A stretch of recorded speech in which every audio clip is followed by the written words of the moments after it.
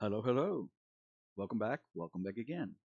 And I had the opportunity to go to a local theater. They have this thing every month where it's like a secret movie. Uh, and so I went, and the secret movie is like $5 a ticket. So I went, I saw the movie, and here are my thoughts about it.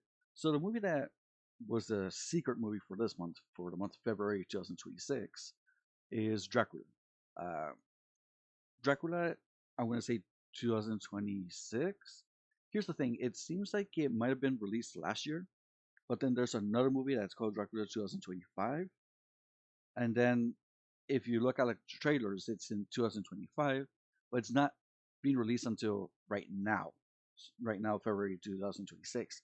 So my guess is that maybe it was first released elsewhere and back in 2025, like a few months ago, and it's made its way around here to the US until recently.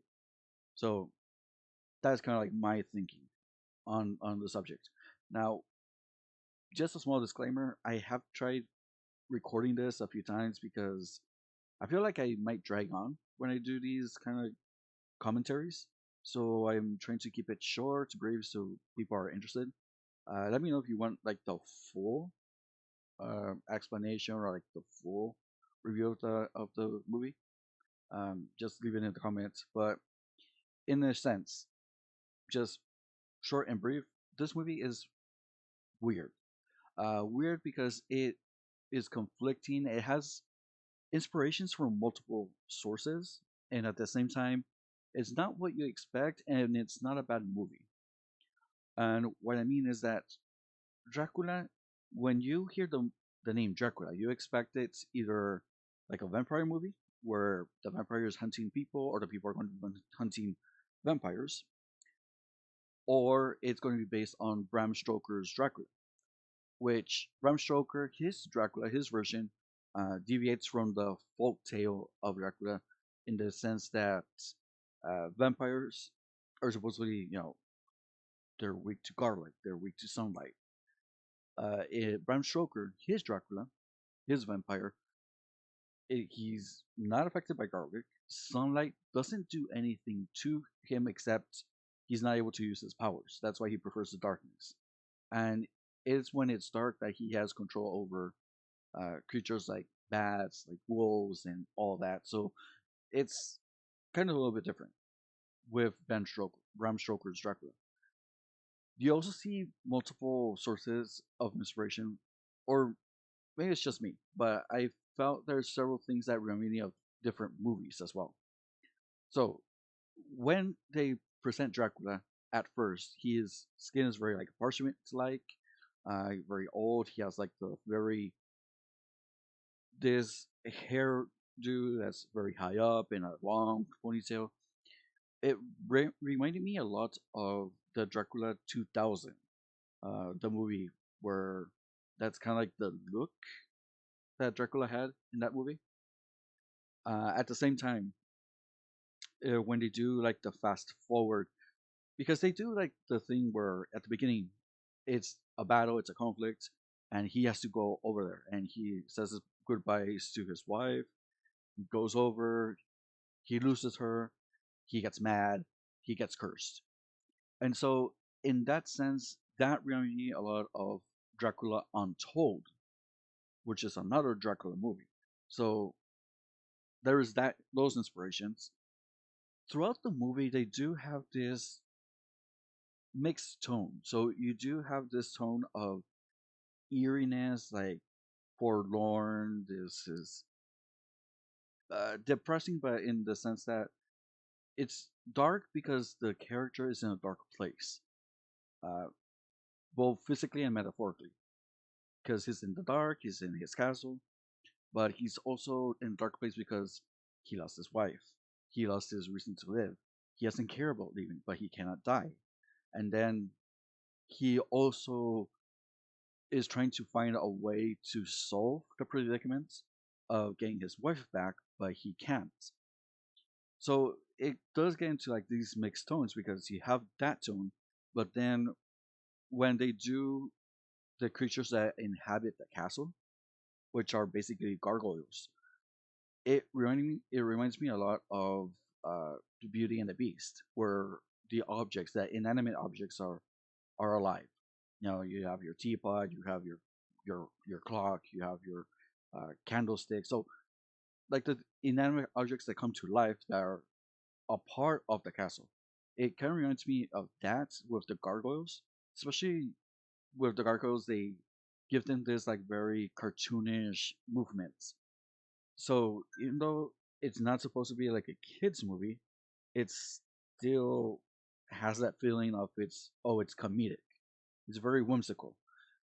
And then you hear the music, and yes, it's kind of like that. It's a really good music, but there's times where it's very reminiscent of it's a Tim Burton movie. That's what it gives you a feeling, or that's how I felt. It was like a Tim Burton movie. Uh, at the end, I kind of did. They did show in the credits that the music was done by Danny Elfman, who does the music for Tim Burton's movies.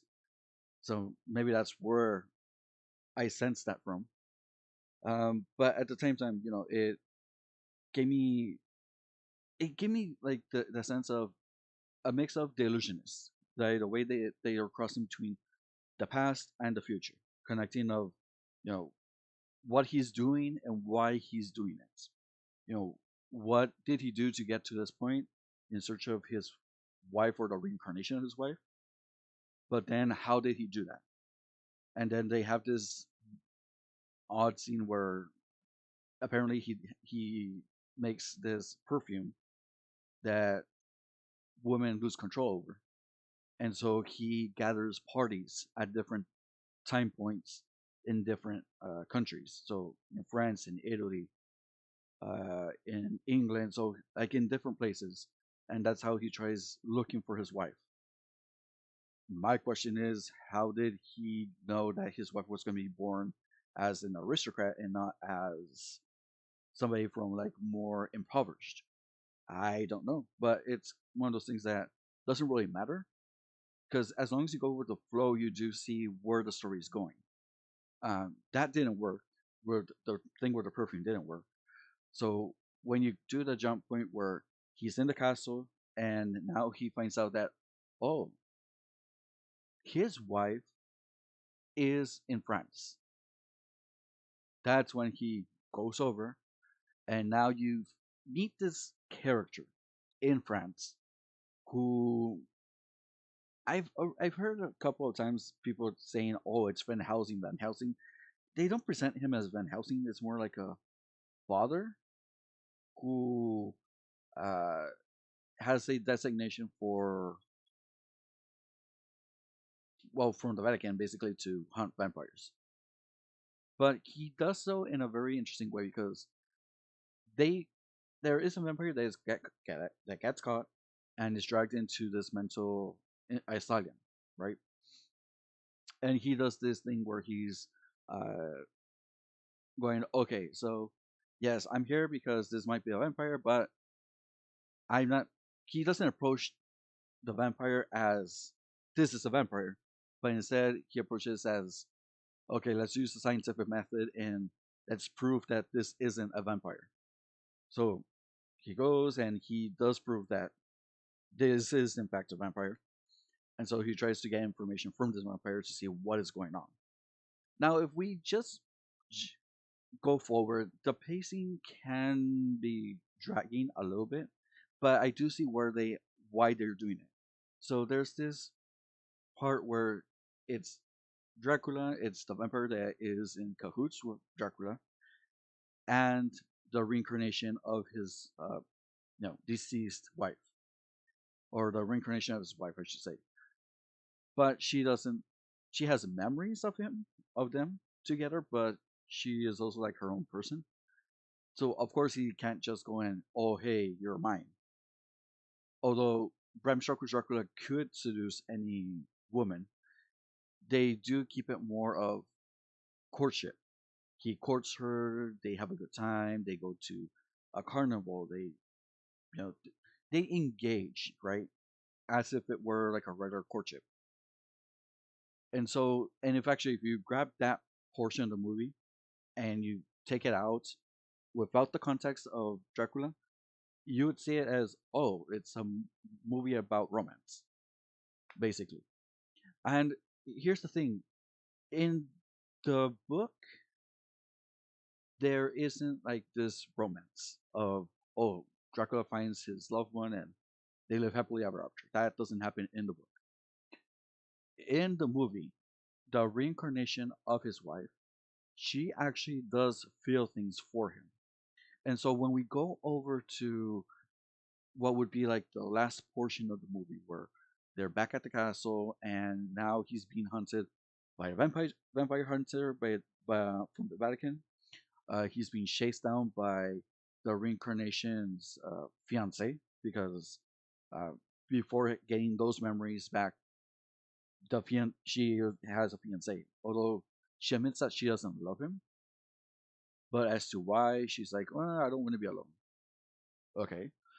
Uh, and all this is just to say that in that final portion where they're being hunted, they're trying to rescue Mina. Mina is a reincarnation of Dracula's wife, but she feels something for Dracula. They are in love.